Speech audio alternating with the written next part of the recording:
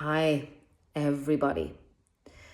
This is as much interesting for the people that are participating in the Joy Living project as it is for people that are thinking about joining next year in March. That will be the Joy Living in relationships. And also interesting for people that are not thinking of joining. Let me first explain the combination of joy living and deep listening. It used to be two different projects. They were born out of the same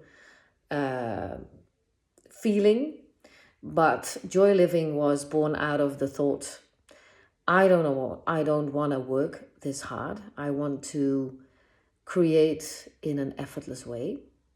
And the deep listening project came out of the thought, can we go beyond our own thinking? So that was the basis for the two of them. And then I offered it as Joy Living with the listening project in the background to see what was the dynamic in that. For some people, it became confusing. For some people, it was clear. To me, it was clear if you go beyond your own thinking, then joy becomes apparent. You just open up to joy more as sort of a natural movement. So that's the whole concept. So now it becomes the Living Deep Listening Project. But I called it Joy Living Winter Wisdom because we are doing it in December and January. So the one in March will probably be a different title, and maybe it will be Joy Living in Relationships because it makes sense. For now, it's Joy Living in your life, how to live a more joyful life. And for that, you have to go beyond your own thinking. How do we do it? Do that by listening deeper. How do we listen deeper? You have to learn to listen deeper. And that's what I'm teaching people in this project. So the way that it is designed is completely with this intention to really teach you how to listen deeper to yourself and to other people. And this might be something that sounds ordinary, but in the listening, there is gold. All the gold is in the listening. And for that, your own current and habitual thinking has to go out of the way. And we can't just do that. We have to understand a few basic rules and just know, so have knowledge about the way our human minds work. I hope that's clear. So as far as this is the whole project, or the intention and the foundation on which I built and designed the whole thing. The current situation is like this. In the past week, it's the first week of the project, you have been invited to listen to a meditation or an audio, however you want to call it, twice a day. And I set it up as if you were totally free. Everybody could just do it as they wished to do it. Now, I see so many different ways of going about this, like a lot of difference in executing the assignment, how people find their information, how they communicate about it, lots of confusion, lots of also misunderstanding, irritation, even about the smallest things. This is normal. So when we get new information, a system that may sound maybe logical but also new, then we have trouble of really seeing before us how this would work in our lives. And our lives are already there and they're quite established, and then something new comes in. And you have to, that's the feeling, we have to make space for that in our lives. And before we even invite ourselves to look at how we make space for this in our lives, we already made up our minds. So we're going about this in an automatic way, the way that is most effortless, the way that is doable for us, and then we sort of glide into a very habitual way of doing this. And I really want to address that. That is a normal reaction. It's not failure, but it's actually an invitation to go deeper. This program has been designed to really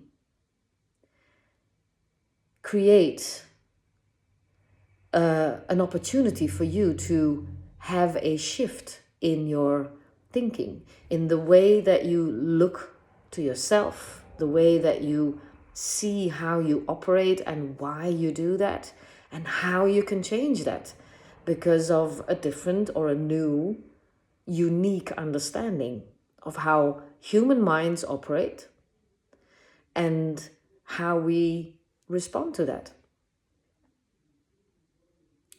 And when you can really see this dynamic play that is constantly happening when you're in the world by yourself, and especially in relation to others, to the world, then you can also maybe understand that automatic reactions make a big portion out of all the reactions, all the ways we react to whatever happens.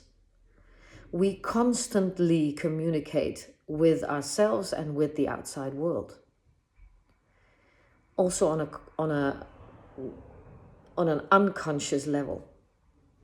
There's only like a little tip where we are conscious in the way we react. It also happens now when I'm talking to you. I do things automatically. So what this project is also about is to become aware of that and to find use for it. To really ask yourself, is this what I want to do? Is this working for me? And where is this working for me? And where might I maybe see more or find out more to explore what's maybe a better way of doing. So the purpose and the design, they fit together, and one of the pillars of the design is repetition. By listening to an audio many, many times, something magical happens. We go through several phases of a way of listening, through automatic phases, through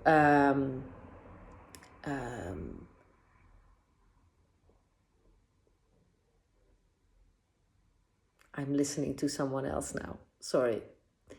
I was listing it up, but it's no use actually. It's just we have different phases of listening, and I don't want to mention them because then you get in your thinking.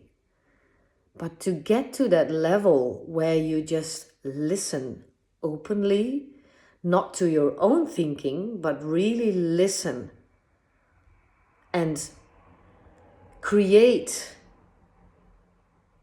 what this listening is about and what the impact of that could be on you, on your thinking and on your life. That's why you need the repetition. And I will explain in the classes how this works.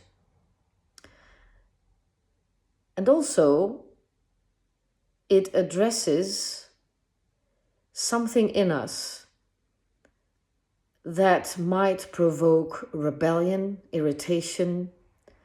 I want to do it differently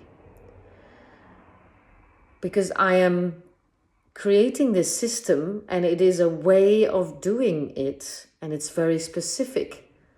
And some people just don't like that. And it could be that it is your automatic reaction. It could also be that this is inner wisdom. It doesn't work like that for me. And you cannot play this game. And it's just an invitation. So I want to ask you to look at your automatic reactions and see if they work in this game, how you can fit them into this game and use them to your purpose, and then see what comes up, because there's a deeper layer underneath that rebellion, underneath that resistance, underneath all the automatic reactions you give, irritation, confusion. It is your way of doing things in general, and they show up in this course. I'm inviting you to really play the game as it is designed, to get the most out of it. And don't judge yourself when you have to make adjustments. But don't automatically go for the adjustment of, I know better. In the end, it's all about how it works for you and to discover new ways how it works better for you, and to really see what doesn't work but what you still use when you wouldn't be in this game. And we all have those ways of reacting to a situation. When you can find them, you can recreate. And together with this deep listening program where you go beyond your own thinking and where you learn how it is normal to do things in this human way, we are all humans, that you can feel the freedom to play and to really feel the aliveness,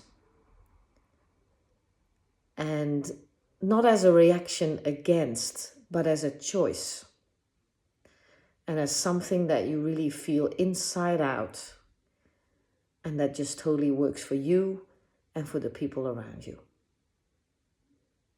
So that's what I wanted to bring.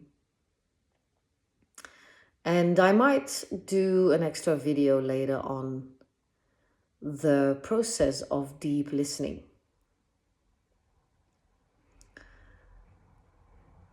Because there are a few stages that are worthwhile to tell more about. But this is it for now, and I hope to see you tonight for the next class, the second class. And after class, you will find the new audio, the new meditation in the course section. Thank you and have a good day.